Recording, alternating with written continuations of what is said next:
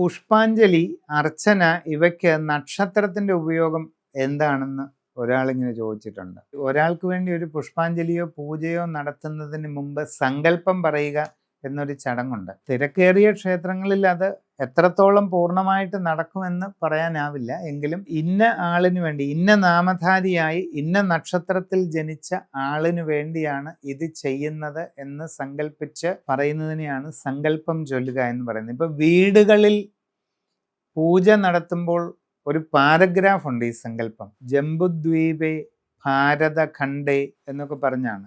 Asia വൻകരയ്ക്ക് പുരാണത്തിൽ പറയുന്ന പേരാണ് ജംബുദ്വീപം.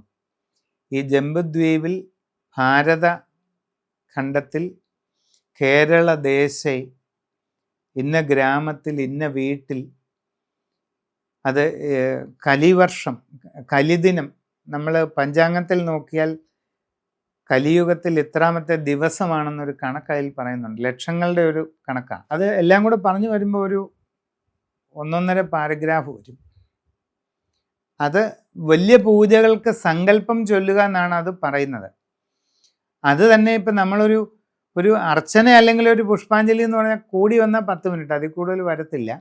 അന്നേരം ഇത് മുഴുവൻ പറഞ്ഞുകൊണ്ടിരുന്ന അർച്ചനയ്ക്ക് നേരമില്ല. അതുകൊണ്ട് എന്ത് ചെയ്യും, ഇപ്പം ഇന്ന പേര് രാധാകൃഷ്ണൻ മൂലം നക്ഷത്രം എന്ന് ചൊല്ലി ഈ ആളിന് വേണ്ടിയാണ് ഈ പുഷ്പാഞ്ജലി ചെയ്യുന്നത് എന്ന് മനസ്സുകൊണ്ടൊന്ന് വിചാരിക്കും.